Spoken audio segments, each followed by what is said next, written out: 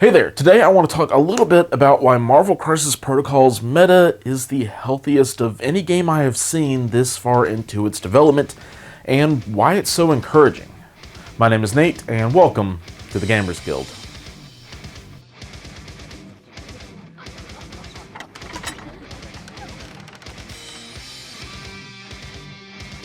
In today's video, I just want to take a moment to appreciate how good of a space Marvel Crisis Protocol is in.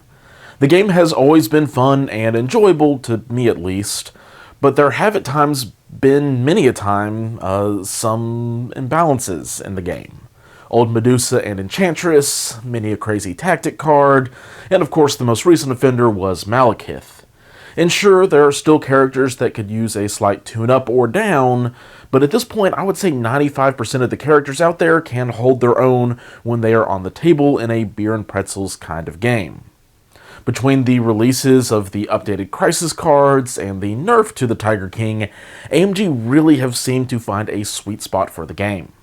But why am I saying this now, at this particular point in time? And really it's because a few different things have aligned in such a way that make me feel comfortable in saying that the game is its healthiest since its release, or even just in general.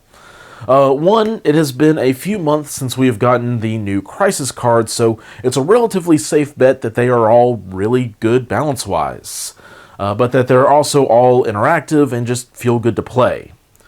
Secondly, there haven't been any major erratas or characters that just feel crazy out of the gate.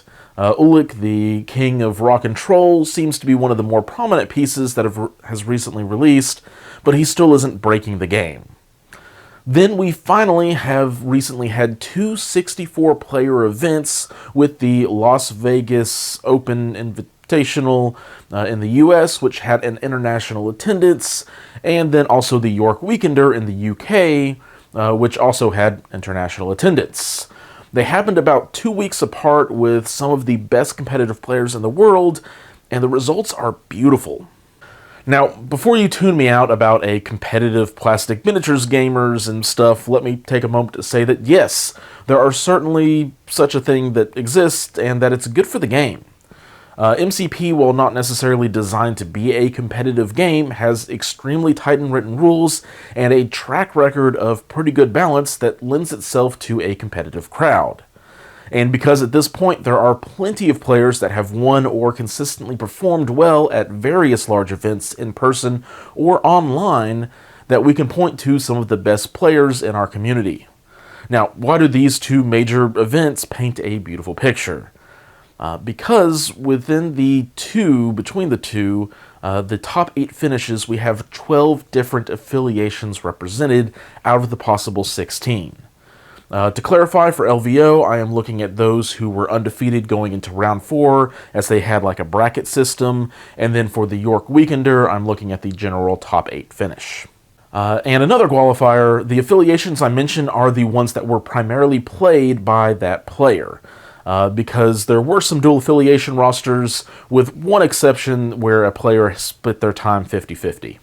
So, out of LVO, in the top 8, we had Avengers, X-Men, Criminal Syndicate, Wakanda, Hydra, Brotherhood of Mutants, Guardians of the Galaxy, and then taking home the crown was Alfredo's Size 3 Taco Truck's very own Vince, who was playing S.H.I.E.L.D.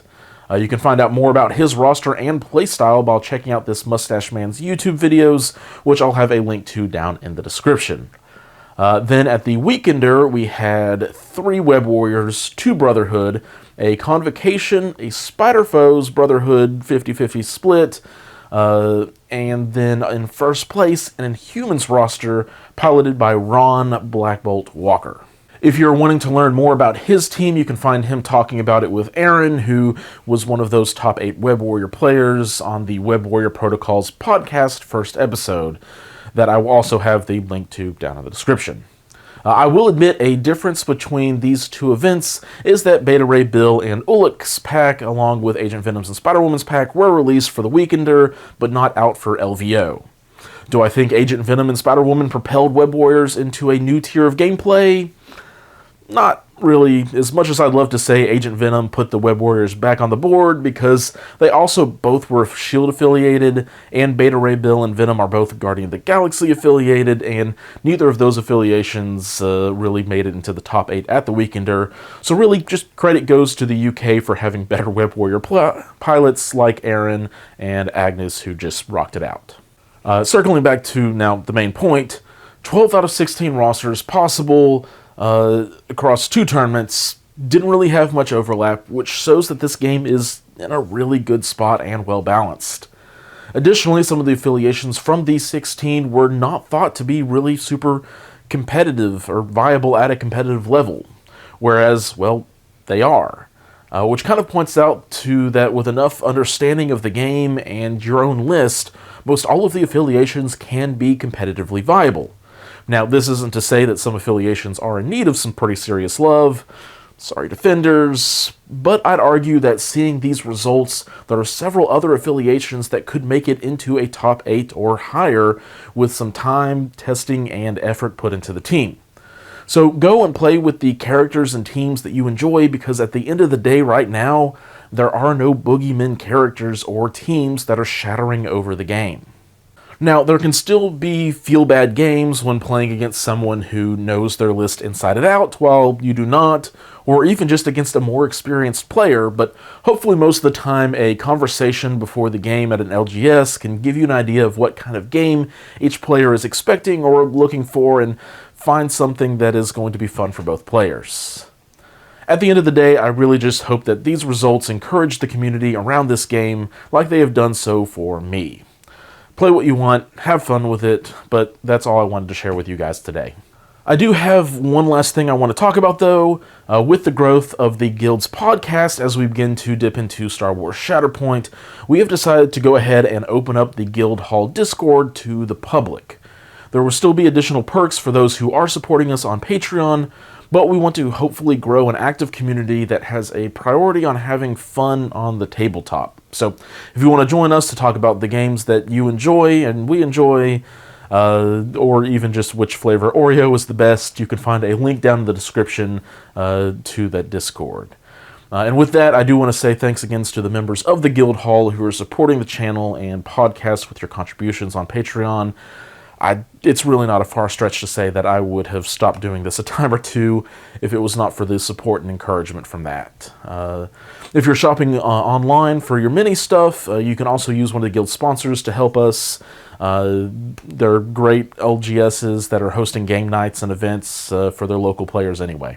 If you shop at Tritex, you can use the code TritexGGCP5 at checkout for an extra 5% off. And if you use that on a pre-order item like Emma Frost and Psylocke, that'll save you 25% off. I will mention that Tritex is also taking pre-orders for Shatterpoint as well, if that is something you're interested in. And they have mentioned that any Ahsoka promos they will be getting in will go to those who pre-order first. So reach out to them for more details about that if you are eager to get your copy secured. If you are in the US, though, you can head to GameChefs.org and use the code GamersGuild, no spaces, to save an extra 15% off of their already discounted prices, which comes out to a really good bargain on your end. If there is an item that you do not see on their website, you can just email them and they will get you hooked up as well.